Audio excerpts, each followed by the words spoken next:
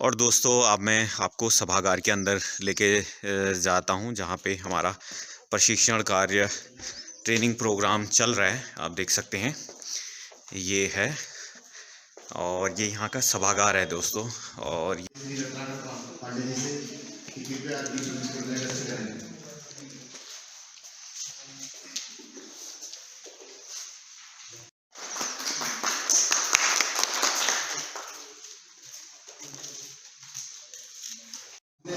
सरकार द्वारा जो भी ऐप दिए जा रहे हैं, जो भी वेबसाइट दी जा रही है सूचना प्रौद्योगिकी के माध्यम से, उनके बारे में जानकारी देना है।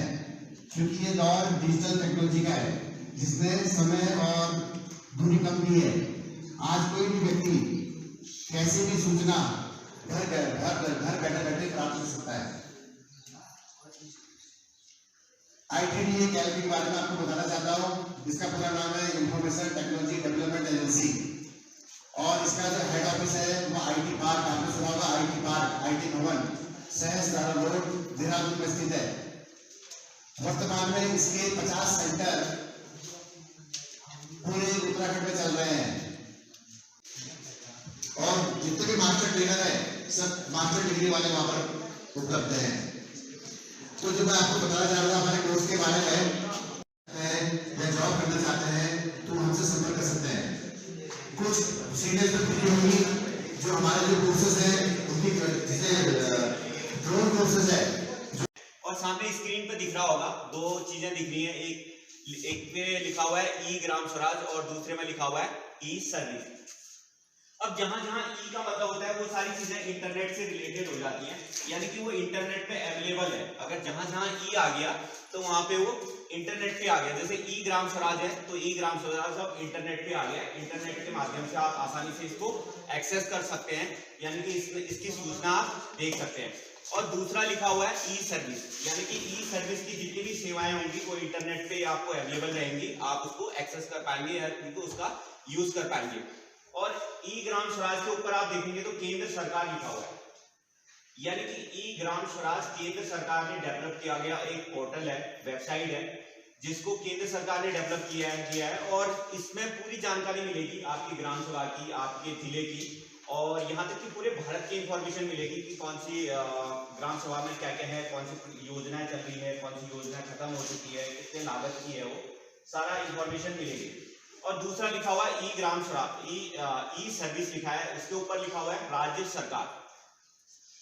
राज्य सरकार यानी कि उत्तराखंड सरकार ने खुद का एक पोर्टल निकाला हुआ है ई सर्विस नाम से। जैसे हम गूगल में टाइप लिखेंगे ई सर्विस तो उसमें बहुत सारी सेवाएं मिलेंगी। आपको क्या क्या सेवाएं मिलेंगी ये बताऊंगा आगे, ठीक है। और अभी बात करते हैं ई ग्राम स्वराज के बारे में।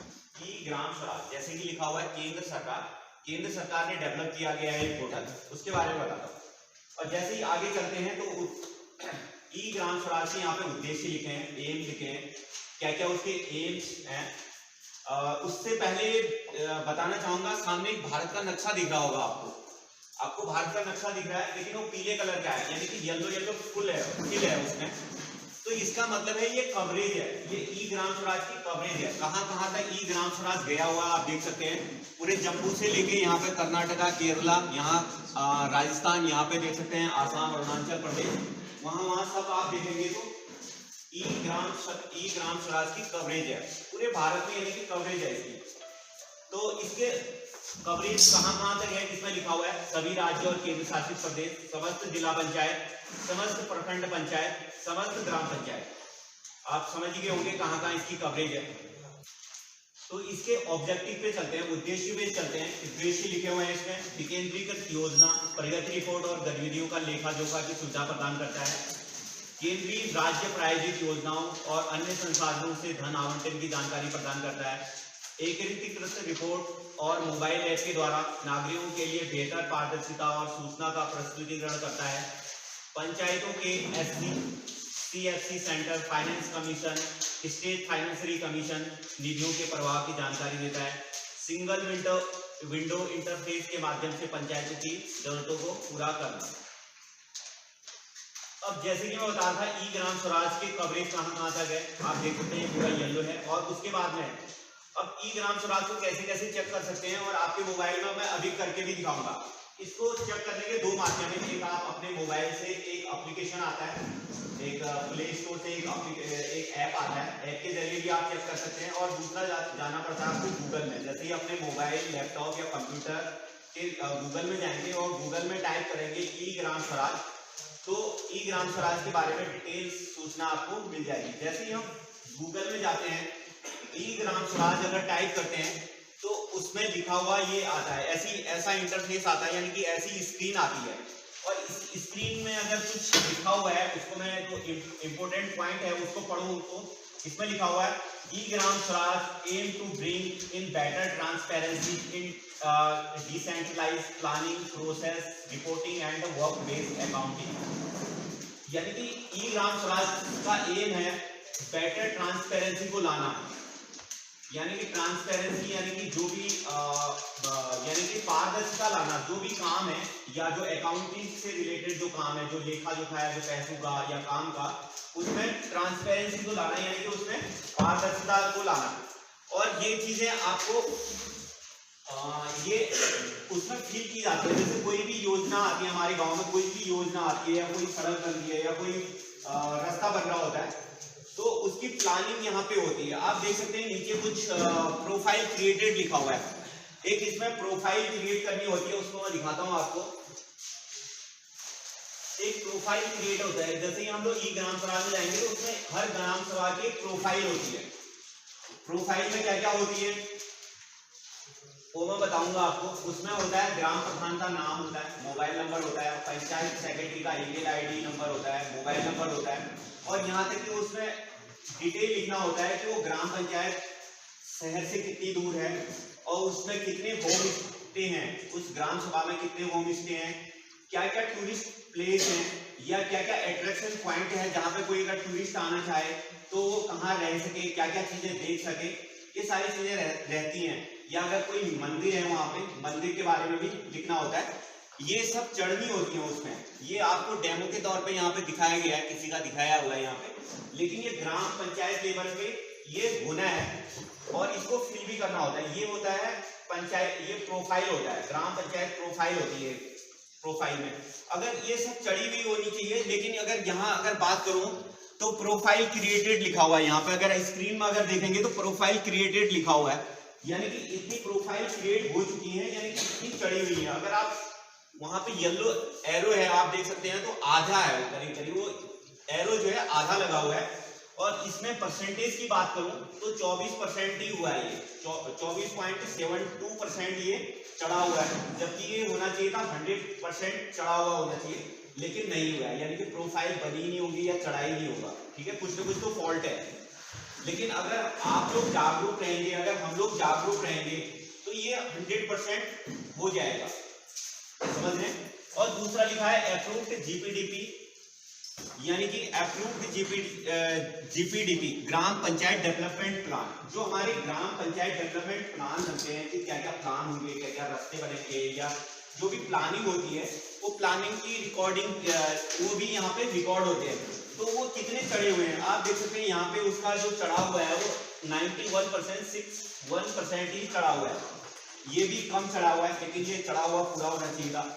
और फिजिकल प्रोग्रेस कंप्लीटेड, अगर फिजिकल प्रोग्रेस कंप्लीटेड लिखा हुआ है, यानी कि जो भी काम पूरा हो जाता है तो वो यहाँ पे चढ़ना चाहिए या चढ़ता है।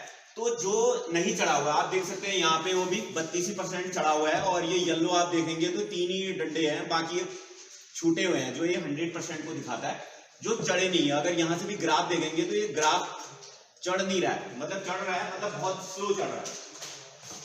तो ये सब चीजें चढ़ी हुई नहीं चाहिए। और जो भी हमारे गांव में जितने भी काम होते हैं वो सब इसमें आते हैं। और अब आगे अगर मैं बात करूं तो आपने ये देख लिया प्रोफाइल है ना, प्रोफाइल। अब थोड़ा सा आगे बढ़ाएंगे सर।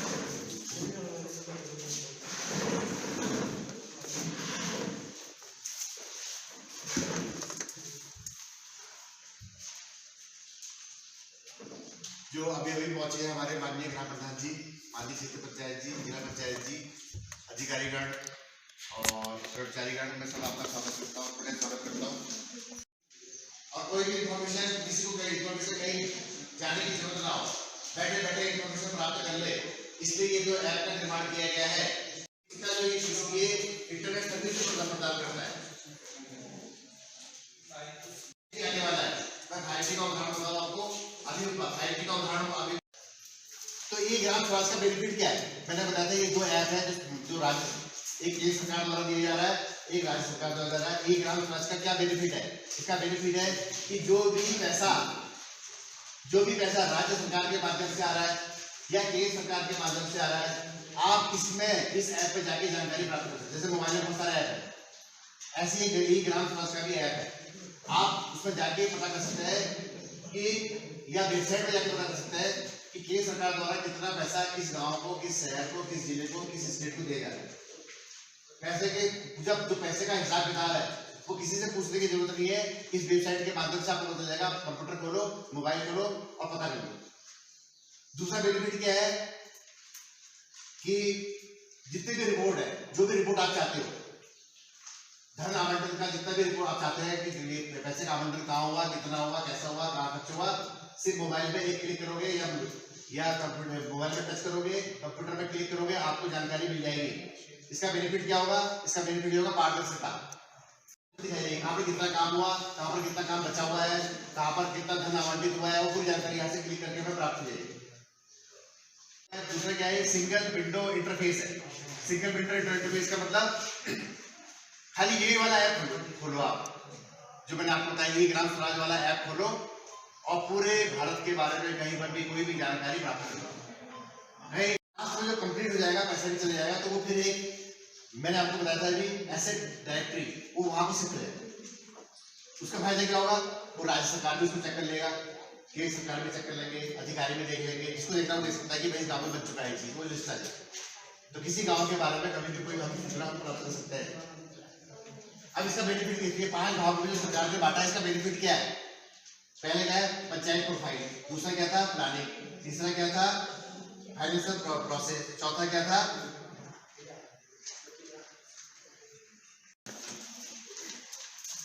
अब मैं अपने विष्णु जी को आमंत्रित करता हूँ कि इस सर्विस के बारे में बताइए। जैसा कि सर ने बहुत अच्छी जानकारी दी है आपको ई ग्राम स्वराज के बारे में। ई ग्राम स्वराज के बारे में मैंने बताया था कि आपको गांव की प्लानिंग के बारे में वहाँ पे पता चलेगा। अगर आप मोबाइल ऐप के जरिए जाएंगे या गूगल के जरिए जाएंगे, ई ग्राम स्वराज अपने मोबाइल या लैपटॉप में टाइप करेंगे तो आपको वहाँ पे पूरी जानकारी मिलेगी। आपके गांव में क्या क्या प्लानिंग हो रही है, क्या क्या कार्य योजना चल रही है, कौन सी कार्य योजना वहाँ पे अभी चल रही है और कौन सी खत्म हो चुकी है और कौन सी कार्य योजना में कितना पैसा आया, ये सब आपको ई ग्राम स्वराज की एक पोर्टल होता है, एक ऐप होता है, उसमें आपको जानने को मिलेगा। तो अभी मैं आपको आपके गांव ग्राम सभा में क्या योजनाएं चल रही है और कौन सी योजना में कितना पैसा आया उसके बारे में बताना चाहूंगा।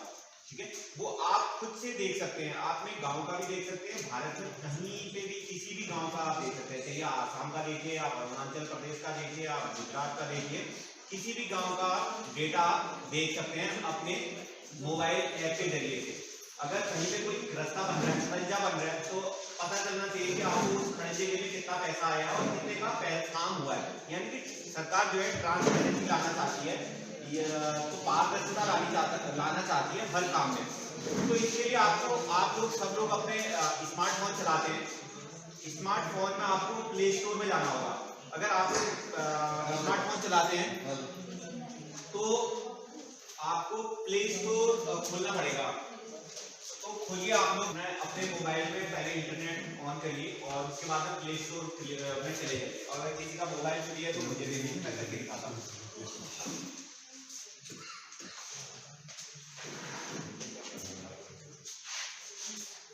ये पीला ये ऐप है, प्ले स्टोर में जाना होगा आपको। अगर जो लिख सकते हैं तो उसमें लिख दो ई ग्राम स्वराज, और जो बोलना चाहते हैं वहां पे माइक का बटन होता है साइड में, आप बोल दीजिए ई ग्राम स्वराज। आपने खोल लिया, प्ले स्टोर में जाइए सब लोग, मैं दिखाऊंगा आपके गांव में क्या क्या कार्य योजना चल रही है, आप भी देख सकते हैं। और इसके बाद में जो आपके ग्राम न्याय पंचायत लेवल में जो ट्रेनिंग प्रोग्राम होने वाला है इसी में, उसमें ग्राम प्रधान लोगों से निवेदन है कि वो उसमें सहयोग करें और वार्ड मेंबर को भेजिए उसमें। ठीक है, तो तो आप लोगों ने चेक कर लिया, कोई बात नहीं, अभी चेक नहीं हो पा रहा तो बाद में करिए। तो वापिस चलते हैं हम लोग के ई ग्राम स्वराज पे। किस पे थे हम लोग? ई ग्राम स्वराज। दो चीजें सिखाने के लिए आए, ई ग्राम स्वराज और ई सर्विस। अब दूसरे बहुत ही इंपॉर्टेंट उस पे जा रहे हैं, विषय में जा रहे हैं, ई सर्विस के बारे में। ई ग्राम स्वराज को बता दिया है, ई सर्विस के बारे में जा रहे हैं। ई सर्विस अभी तक बताया था ई ग्राम स्वराज, अब ई सर्विस के बारे में बताएंगे। ई सर्विस उत्तराखंड सरकार ने डेवलप किया गया खुद का एक पोर्टल है, यानी कि एक छतरी होगी, एक छत होगा और उसके नीचे सारे डिपार्टमेंट की आपको जितने भी जो भी डॉक्यूमेंट हम लोग बनाते हैं वो आप आसानी से बना पाएंगे। तो उसके लिए क्या करना होगा, आपको सिंपली एक गूगल में जाना होगा, गूगल में लिखना होगा ई सर्विस। ई सर्विस में जाते ही आपको अपना यूजर आईडी एक नंबर होगा, एक यूजर आईडी क्रिएट करना होगा, यूजर आईडी और पासवर्ड क्रिएट करना होगा। उसके बाद आप उसमें जा सकते हैं। तो उसके लिए आपको क्या करना होगा, जैसे उसमें लॉगिन करेंगे तो आपको एक नया यूजर रजिस्ट्रेशन करना पड़ेगा। रजिस्ट्रेशन करने के लिए ऐसा फॉर्म होगा, इस फॉर्म में ज्यादा कुछ नहीं है, इसमें आपको लिखना होगा, अपना ईमेल आईडी, अपना नाम, मोबाइल नंबर, डिस्ट्रिक्ट और अपना एड्रेस आपको लिखना होगा इसमें। और हिंदी इंग्लिश के रूप में ये आप किसी में भी भाषा में भर सकते हैं, हिंदी और इंग्लिश में। जैसे ही आप रजिस्ट्रेशन कर लेते हैं और सबमिट बटन पे जाएंगे तो गूगल आपको एक पासवर्ड देगा, यानी कि पिन देगा, जिसको आपको संभाल के रखना होगा। तो ये मांगता है आपको, देखो ये मांग रहा है user ID. User ID normally आपका मोबाइल नंबर सिलेक्ट हो जाता है और पासवर्ड गूगल खुद से क्रिएट करके आपको देता है, यानी कि यूजर आईडी आपका मोबाइल हो गया जो मोबाइल से यूज कर रहे हैं, और पासवर्ड गूगल खुद देगा। जैसे ही हम लोग यहाँ पे अपना यूजर आईडी और पासवर्ड हमें मिल जाता है तो इसमें 3-4 लोग कौन इसमें यूज कर सकते हैं। देखो, सिटीजन यूज कर सकते हैं, भारत का कोई भी नागरिक इसको यूज कर सकता है, भारत का नहीं उत्तराखंड का, और CSC सेंटर वाले यूज कर सकते हैं, PDC कर सकते हैं और ऑफिसर्स इसको यूज कर सकते हैं। तो इसमें क्या क्या सेवाएं आपको मिलने वाली है मैं बताता हूँ। जैसे ही आपका यूजर आईडी पासवर्ड बन गया है तो यहाँ पे एक कैप्चा कोड होता है, कैप्चा कोड भरना होता है। उसके बाद में आप घर बैठे बैठे पंचायती राज की 12 सेवाओं का लाभ उठा सकते हैं। 12 सेवाएं घर बैठे बैठे। अभी इससे क्या होगा, जैसे ही पंचायती राज की 12 सेवाएं आप लोगों को अवेलेबल हो रही है, घर पे बैठे बैठे आप इनका यूज कर सकते हैं।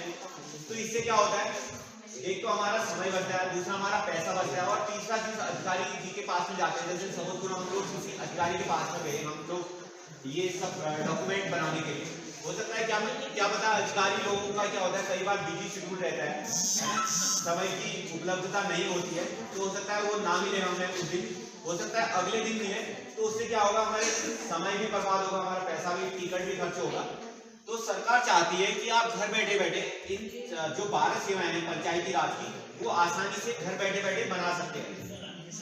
उसके लिए क्या करना होगा, आपको कुछ डॉक्यूमेंट आपको सबमिट करने होंगे, वहां पे लगाने होंगे। वहां पे जैसे अगर आप नया परिवार बनाते हैं, नया परिवार रजिस्टर बनाते हैं या नया परिवार जोड़ते हैं, तो उसमें आपको एक तो एप्लीकेंट की फोटो चाहिए होगी, अपनी फोटो वहां पे अपलोड करनी होगी, और ADO को आवेदन पत्र का एक फोटो भेजना होगा। जैसे हिंदी में लिखते हैं तो उसकी फोटो लगा के उसमें भेज दिया। अगर आधार कार्ड है, आधार कार्ड की लगा दो फोटो, और अगर आपके पास में वोटर ID कार्ड है या बिजली का बिल है, वो भी आप लगा सकते हैं। उसके लिए आपको सिर्फ 30 रुपए खर्च करने होंगे। घर बैठे बैठे आपका ये 3 दिन में प्रोसीडिंग में आ जाएगा, और बैठे बैठे 15 दिन में आपके पास में ये सर्टिफिकेट आपके पास में होगा। तो अभी ये ई सर्विस की पंचायती राज में आपको 12 सेवाएं अभी मिल रही है, लेकिन ई सर्विस में क्या है, ई सर्विस आने वाले समय में बहुत इंपॉर्टेंट सर्विस बनने जा रही है। इसमें क्या है, जैसे अभी हम लोग क्या करते हैं, इसमें और भी डिपार्टमेंट, अभी हमारा डिपार्टमेंट का अभी हमारा जो फोकस है सिर्फ पंचायती राज है, पंचायती राज यानी जिसकी हम लोग अभी ट्रेनिंग कर रहे हैं। लेकिन अगर आप इस वेबसाइट के अंदर जाते हैं, इस ई सर्विस वेबसाइट पे जाएंगे, गूगल में टाइप करके, तो इसमें बहुत सारे डिपार्टमेंट हैं उत्तराखंड के जो इसमें ऑलरेडी हैं, उसकी भी सेवाएं आप ले सकते हैं। जैसे आप एम्प्लॉयमेंट रजिस्ट्रेशन कर सकते हैं, करना चाहते हैं, जैसे हम लोग एम्प्लॉयमेंट रजिस्ट्रेशन के लिए जाते हैं ना, सेवानिवृत्त कार्यालय जाते हैं, जैसे यहाँ का नहीं पता मुझे, जैसे पिथौरागढ़ जाते हैं, यहाँ का भी पिथौरागढ़ होगा शायद, तो यहाँ से पिथौरागढ़ जाने की जरूरत नहीं है आपको, अपने मोबाइल में बैठे बैठे अपना एम्प्लॉयमेंट रजिस्ट्रेशन कर लीजिए आप घर बैठे बैठे, इनकम जो सर्टिफिकेट होता है वो घर बैठे बैठे बना लीजिए, है ना। तो ये बहुत ज्यादा इंपॉर्टेंट होने वाला है आपके लिए ई सर्विस आने वाले समय में। अगर आपके पास में किताब मिली होगी, देखिए किताब को निकालिए अपने बैग से, इसमें पूरी डिटेल छपी हुई है, देखिए इसमें पूरा ई ग्राम स्वराज के बारे में लिखा हुआ है, ई सर्विस के बारे में लिखा हुआ है। अगर इस किताब के लास्ट में जाएंगे, लास्ट वाले पन्ने में जाएंगे, तो लास्ट वाले पन्ने में जाएंगे तो ऐसा वाला आपको दिखेगा, दिखिए। अगर इसको इन डब्बों को अगर गौर से देखेंगे, इन डब्बों को अगर गौर से देखेंगे तो इसमें लिखा हुआ है, फर्स्ट में लिख रखा है रेवेन्यू डिपार्टमेंट।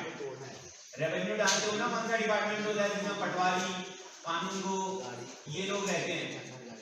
इसमें 13 सेवाएं मिल जाएंगी आपको, इसकी 13 सेवाएं मिल जाएंगी आपको। और दूसरा लिख रखा है इसमें directorate of training and employment, इसकी 3 सर्विस मिल जाएंगी आपको। ऐसी और भी डिपार्टमेंट लिख रखे हैं, इसकी डेवलपमेंट एंड एम्प्लॉयमेंट डिपार्टमेंट लिख रखा है, इसकी 12 मिल जाएंगी। पंचायती राज डिपार्टमेंट की 12 सेवाएं मिल जाएंगी आपको। अर्बन डेवलपमेंट डायरेक्टरेट की 8 सेवाएं मिल जाएंगी।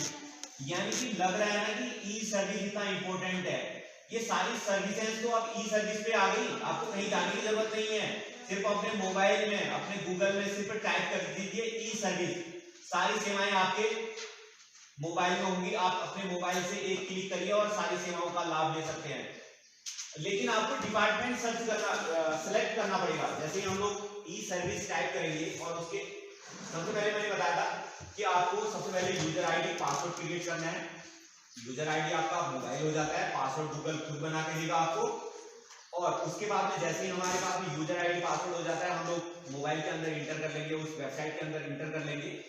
तो उसके बाद में हमें उस डिपार्टमेंट का चयन करना होगा, जिस डिपार्टमेंट के अंदर हम जाना चाहते हैं। हम रेवेन्यू डिपार्टमेंट में जाना चाहते हैं, हम पंचायती राज में जाना चाहते हैं। जैसे हमें परिवार रजिस्टर की नकल चाहिए तो हमें रेवेन्यू डिपार्टमेंट में न जाके हमें पंचायती राज डिपार्टमेंट में जाना होगा। पंचायती राज डिपार्टमेंट में जैसे ही जाएंगे तो वो हमसे पूछेगा कि एप्लीकेंट की फोटो होगी, आधार कार्ड उसमें अपलोड करिए।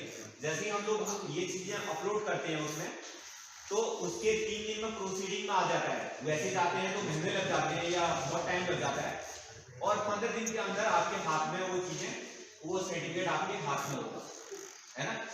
जान रहे हैं ना कितनी इंपॉर्टेंट चीजें हैं ये।